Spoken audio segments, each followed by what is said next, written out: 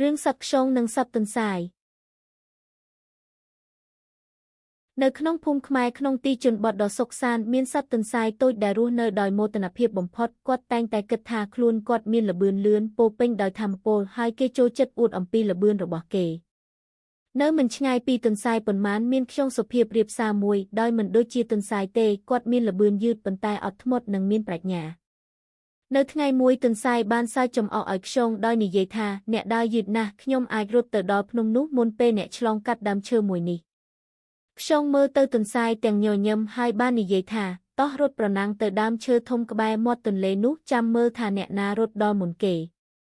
ទន្សាយបានសើចខ្លាំងហើយនិយាយថាអ្នកចង់រត់ប្រណាំងជាមួយខ្ញុំមែនឬនេះវាពិតជាងាយស្រួលបំផុតសម្រាប់ខ្ញុំក្នុងការយកឈ្នះលើការរត់ប្រណាំង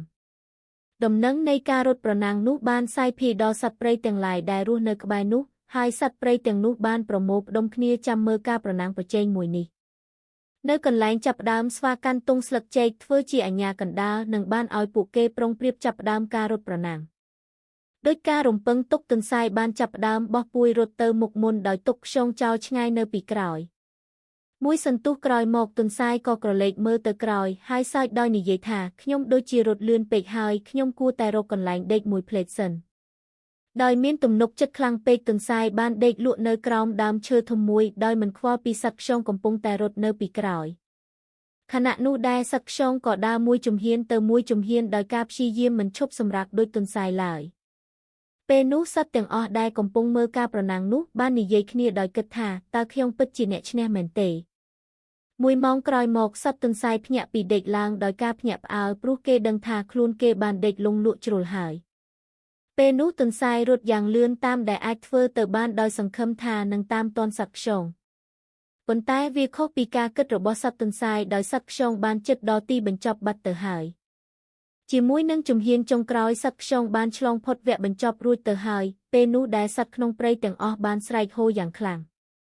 ចំណែកសត្វទន្សាយបានមកដល់ទីយឺតក្រោយសត្វខ្យងទាំងដែលមិនអស់ចិត្ត